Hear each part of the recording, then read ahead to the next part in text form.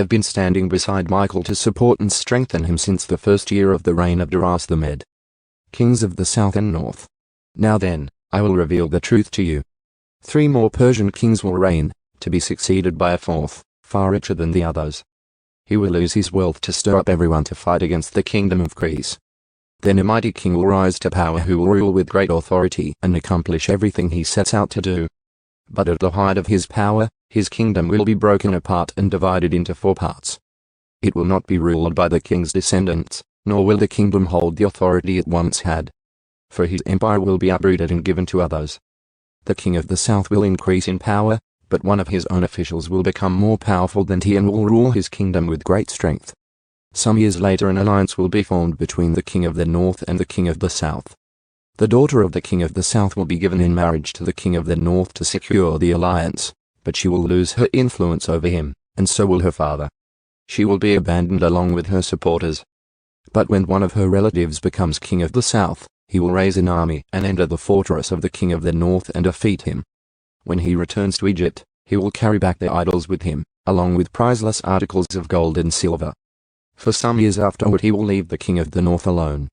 Later the king of the north will invade the realm of the king of the south, but will soon return to his own land.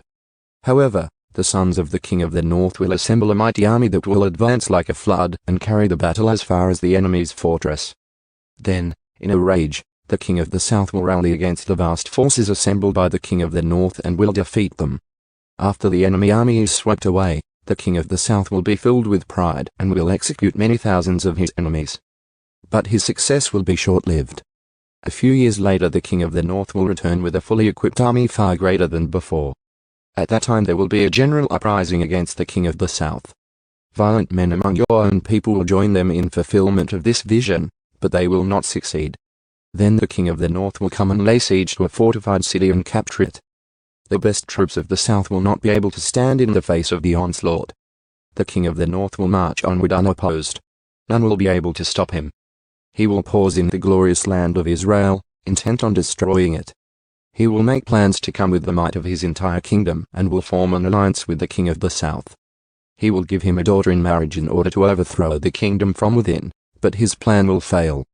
After this, he will turn his attention to the coastland and conquer many cities.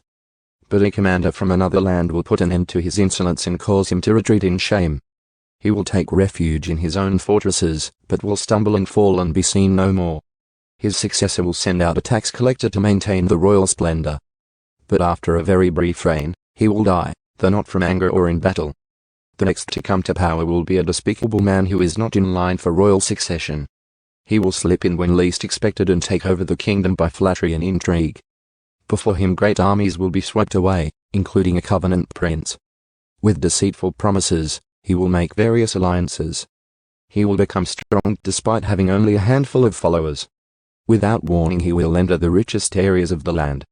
Then he will distribute among his followers the plunder and wealth of the rich, something his predecessors had never done. He will plot the overthrow of strongholds, but this will last for only a short while. Then he will stir up his courage and raise a great army against the king of the south.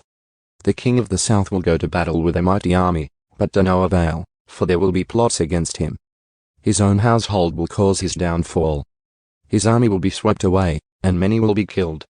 Seeking nothing but each other's harm, these kings will plot against each other at the conference table, attempting to deceive each other. But it will make no difference, for the end will come at the appointed time. The king of the north will then return home with great riches. On the way he will set himself against the people of the Holy Covenant, doing much damage before continuing his journey. Then at the appointed time he will once again invade the south, but this time the result will be different. For warships from western coastlands will scare him off, and he will withdraw and return home. But he will vent his anger against the people of the Holy Covenant and reward those who forsake the covenant. His army will take over the temple fortress, pollute the sanctuary, put a stop to the daily sacrifices, and set up the sacrilegious object that causes desecration. He will flatter and win over those who have violated the covenant. But the people who know their God will be strong and will resist him. Wise leaders will give instruction to many, but these teachers will die by fire and sword, or they will be jailed and robbed. During these persecutions, little help will arrive, and many who join them will not be sincere. And some of the wise will fall victim to persecution. In this way, they will be refined and cleansed and made pure until the time of the end, for the appointed time is still to come. The king will do as he pleases, exalting himself and claiming to be greater than every god, even blaspheming the God of gods. He will succeed, but only until the time of wrath is completed. For what has been determined will surely take place. He will have no respect for the gods of his ancestors, or for the god loved by women, or for any other god, for he will boast that he is greater than them all. Instead of these, he will worship the god of fortresses, the god his ancestors never knew, and lavish on him gold, silver, precious stones, and expensive gifts. Claiming this foreign god as help, he will attack the strongest fortresses. He will honor those who submit to him, appointing them to positions of authority and dividing the land among them as their reward. Then at the time of the end, the king of the south will attack the king of the north. The king of the north will storm out with chariots, charioteers, and a vast navy. He will invade various lands and sweep through them like a flood. He will enter the glorious land of Israel, and many nations will fall, but Moab, Edom, and the best part of Ammon will escape. He will conquer many countries, and even Egypt will not escape. He will gain control over the gold, silver, and treasures of Egypt, and the Libyans and Ethiopians will be his servants. But then news from the east and the north will alarm him, and he will set out in great anger to destroy and obliterate many. He will stop between the glorious holy mountain and the sea, and will pitch his royal tents. But while he is there, his time will suddenly run out, and no one will help him.